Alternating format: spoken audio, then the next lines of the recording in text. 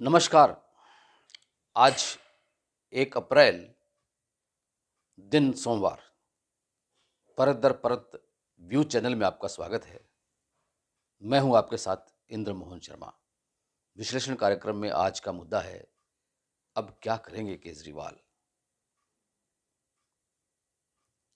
1 अप्रैल है, लेकिन हम आपको कोई अप्रैल फूल नहीं मना रहे हैं,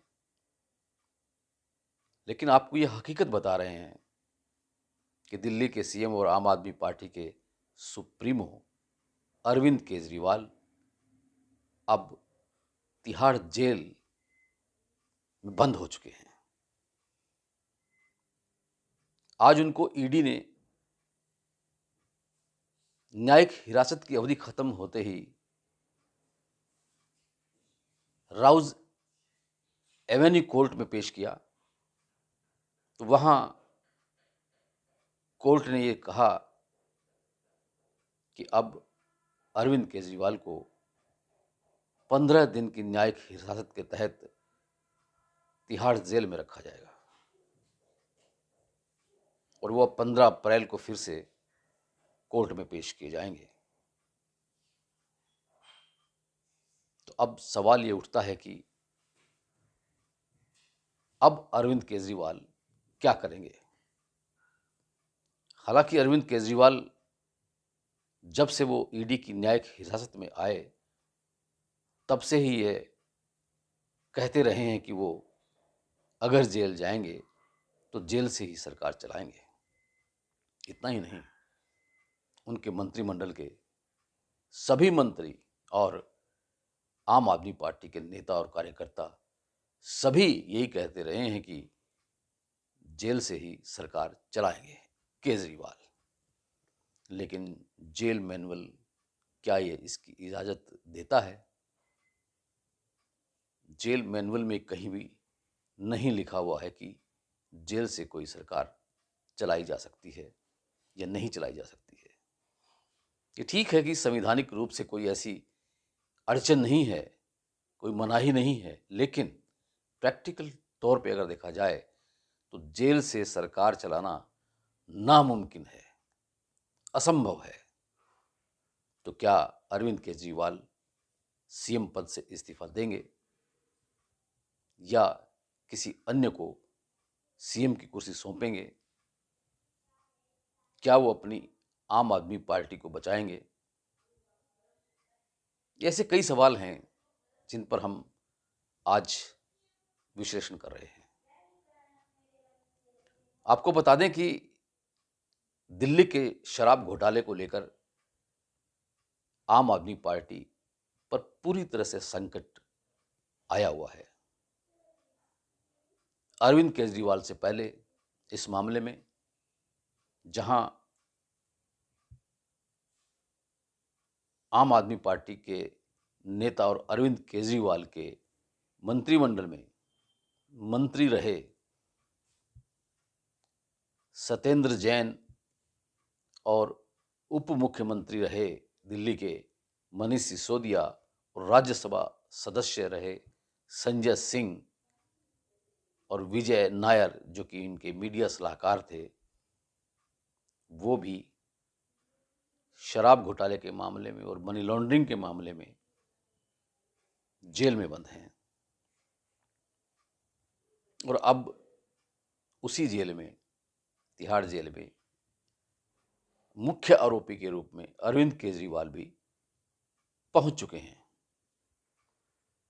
इतना ही नहीं, आज कोर्ट में जब केजरीवाल ने अपने बयान में ये कहा कि विजय नायर का उनसे कोई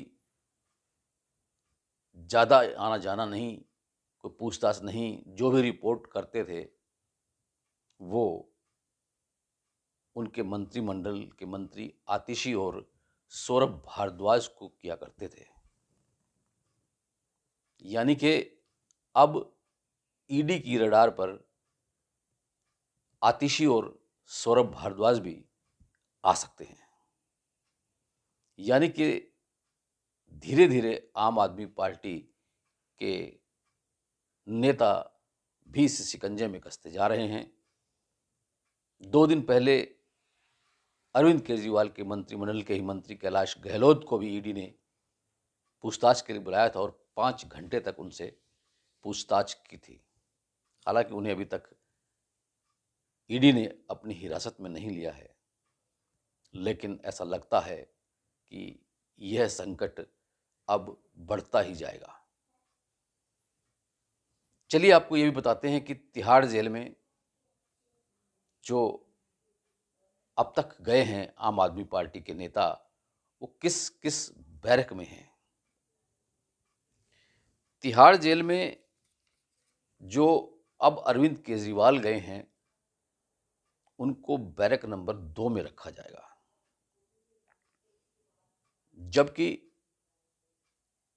1 नंबर में मनीष सिसोदिया को और 5 नंबर बैरक में संजय सिंह को और 7 नंबर में सत्येंद्र जैन को रखा हुआ है और 6 नंबर में तेलंगाना की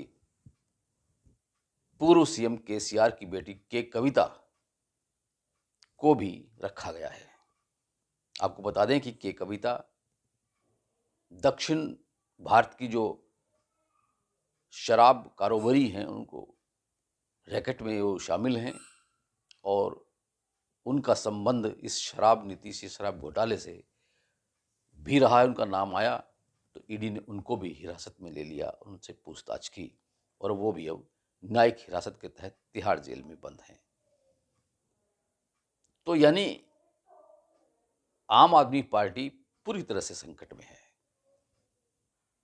और हैरत की बात तो यह है कि आरोप यह भी है कि जिस शराब नीति को दिल्ली में लागू किया गया था, वैसी ही शराब नीति पंजाब में भी लागू की गई और आरोप है कि वहां भी करोड़ों रुपयों का घपला हुआ है। तो ऐसा लगता है कि ईडी दिल्ली के बाद पंजाब में भी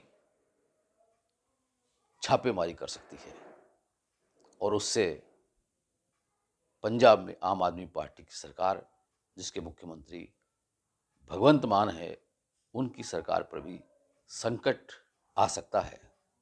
इतना ही नहीं, इस मामले में जो 100 करोड़ रुपए की रिश्वत ली गई, उसमें भी 45 करोड़ रुपए गोवा के चुनाव के दौरान जो आम आदमी पार्टी के प्रत्याशी थे, उनको प्रचार के लिए, चुनाव प्रचार के लिए दिए गए, कैश में भी दिया गया, ये आरोप है। और अगर ऐसा है तो आम आदमी पार्टी को ही ईडी आरोपी बना सकती है और अगर ऐसा हुआ तो आम आदमी पार्टी पर पूरी तरह से संकट गहरा सकता है। तो ऐसी स्थिति में क्या केजरीवाल जेल से सरकार चलाते रहेंगे? क्या यह संभव है? आज जब कोर्ट में उनको पेश किया गया तो वहां पर उनके मंत्रिमंडल की आतिशी भी वहां थी, केजरीवाल की पत्नी सुनीता केजरीवाल भी थी। जब मीडिया पर्सन ने आतिशी से सवाल किया कि ईडी आपसे भी पूछताछ कर सकती है, आपका नाम भी आया है, विजय नायर ने आपका नाम लिया है, तो लेकिन आतिशी चुप रहीं और चुपचाप चली भी गई, कुछ भी नहीं बोला। लेकिन अरविंद केजरीवाल की पत्नी से जब पूछा गया तो उन्होंने कहा कि यह तानाशाही चल रही है और इस तानाशाही का जवाब जनता देगी। अब देखना यह है कि जनता क्या जवाब देगी। सुनीता केजरीवाल ने कहा कि चुनाव के वक्त केजरीवाल को जेल में डाला गया है, यह अन्याय है और इसका जवाब जनता देगी। लेकिन जनता अब क्या जवाब देगी, ये तो खैर आने वाला जो मतदान होगा उसमें ही पता चलेगा या जो चुनाव परिणाम आएगा उसमें पता चलेगा। अब जब ईडी ने केजरीवाल को जब पेश किया तो ईडी ने ये आरोप लगाया कि केजरीवाल उनका सहयोग नहीं कर रहे हैं पूछताछ के दौरान और न ही वो अपना मोबाइल फोन दे रहे हैं। तो अब ऐसे में कैसे उनको छोड़ा जा सकता है? वहीं अरविंद केजरीवाल ने कहा कि वो बिल्कुल निर्दोष हैं, उन पर कोई आरोप नहीं है और किसी भी कोर्ट ने उनको अभी तक दोषी करार नहीं दिया है, इसलिए उनको जेल में रखना गलत है। खैर, ये तो निर्णय कोर्ट का है कि कोर्ट क्या निर्णय लेते हैं, उस पर कोई किसी तरह की टीका टिप्पणी नहीं की जा सकती। कोर्ट अपने विवेक से निर्णय देता है और उसको मानना पड़ता है। लेकिन सवाल फिर उठता है कि क्या अरविंद केजरीवाल को अभी भी सीएम के पद पर बने रहना चाहिए? नैतिकता का तकाजा कहता है कि ऐसे जब भी कई मामले पहले भी हुए हैं, लेकिन जितने भी सीएम थे उन्होंने आरोप लगते ही अपने पद से इस्तीफा दे दिया था। चाहे वो हरियाणा के ओम प्रकाश चौटाला थे, चाहे वो बिहार के लालू यादव थे और चाहे झारखंड के हेमंत सोरेन थे, उन्होंने अपने पद से इस्तीफा दे दिया था और किसी अन्य को या अपनी पत्नी को सीएम का पद सौंप दिया था। लेकिन अरविंद केजरीवाल ऐसा नहीं कर रहे हैं। हालांकि जब कल नई दिल्ली के रामलीला मैदान में विपक्षी दलों के गठबंधन की जो रैली थी, उसमें यह उम्मीद की जा रही थी कि शायद हो सकता है अरविंद केजरीवाल की पत्नी सुनीता केजरीवाल को पार्टी की कमान सौंपी जा सकती है, लेकिन ऐसा भी फिलहाल वहां नहीं देखने को मिला। हाँ, अरविंद केजरीवाल की पत्नी सुनीता केजरीवाल ने जो न्यायिक हिरासत से जो अरविंद केजरीवाल ने उनके पास जो संदेश भेजा, उसको पढ़कर जरूर सुनाया मंच पर। उन्होंने इमोशनल कार्ड भी खेलने का पूरा प्रयास किया, लेकिन कोई काम नहीं आया। अब अरविंद केजरीवाल तिहाड़ जेल में पहुंच चुके हैं। उन्होंने यह भी अपील की है कि उनको तिहाड़ जेल में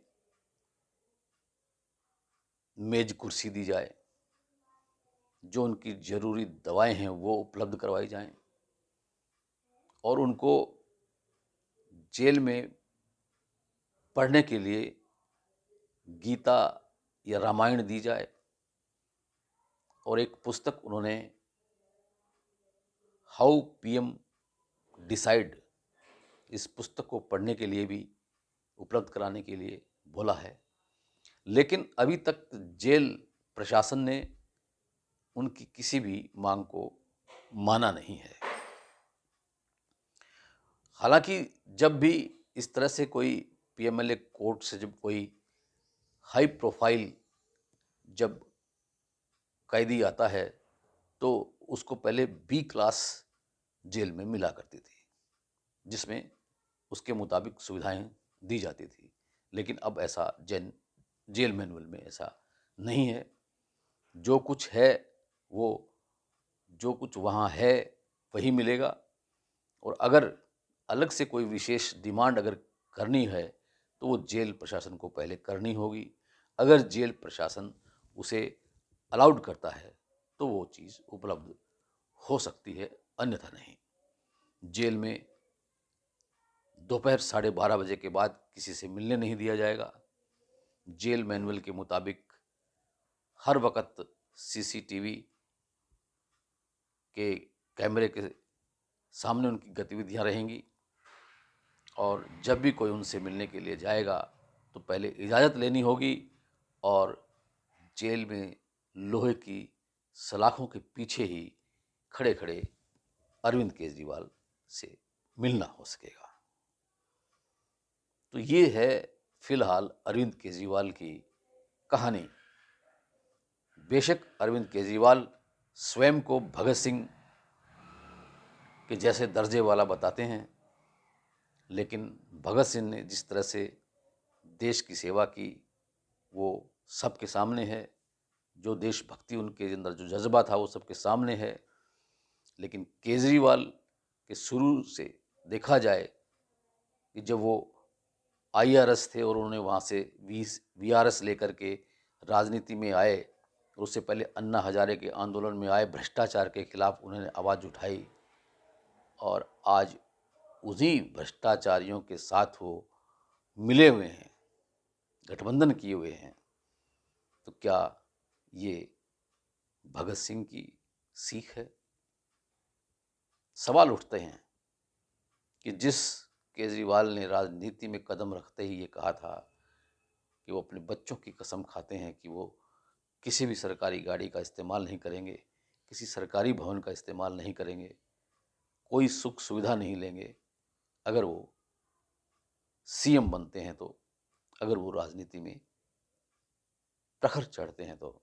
लेकिन जैसे ही उनको सत्ता मिली तो वो सत्ता लोभी नजर आने लगे, और वो सत्ता सुख भोगने के लिए न जाने क्या से क्या कर बैठे। सरकारी गाड़ी तो ली ही ली, लेकिन जो CM हाउस था उसको एक आलीशान शीश महल में तब्दील कर दिया, जिस पर करीब 45 करोड़ रुपए खर्च हो गए। तो क्या ये जायज है? ये ऐसे कई सवाल हैं जो केजरीवाल को अपने आप को निर्दोष साबित करने के लिए कड़ी मशक्कत करनी पड़ेगी। अगर वो वाकई में ईमानदार हैं, सच्चे हैं, और अगर वो अपने ऊपर लगे सभी आरोपों को गलत करार साबित कर सकें और कोर्ट से बाइज्जत बरी होकर आ सकें, तो ये एक बहुत बड़ी जीत केजरीवाल के लिए होगी और उनकी आम आदमी पार्टी के लिए हो सकती है।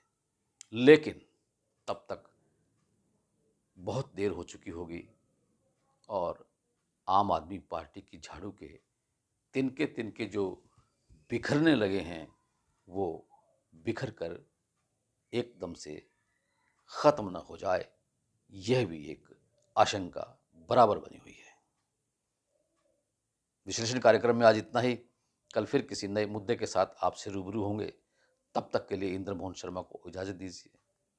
और अगर आपने अभी तक इस चैनल परत दर परत को सब्सक्राइब नहीं किया है तो कर लीजिए प्लीज़, बहुत काम आएगा। आगे लोकसभा चुनाव हैं। बेल आइकन के बटन को ऑल करके क्लिक कर लीजिए, ताकि जब भी हम किसी भी करंट मुद्दे पर कोई शो करें और उसको YouTube पे अपलोड करें तो उसका नोटिफिकेशन आपको मिल जाए और आप उसे निष्पक्ष विश्लेषण को भली भांति देख सकें, परख सकें। और अगर उसे देखने और सुनने के बाद आपके मन में कोई विचार उत्पन्न होता हो तो उसे कमेंट बॉक्स में कमेंट भी जरूर कीजिए, और करना भी चाहिए।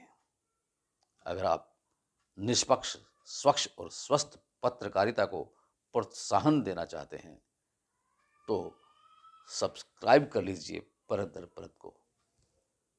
इससे कोई आपका पैसा खर्च नहीं होगा, लेकिन हाँ, एक निष्पक्ष और स्वस्थ पत्रकारिता को प्रोत्साहन अवश्य मिलेगा। आपका बहुत बहुत धन्यवाद, बहुत बहुत शुक्रिया।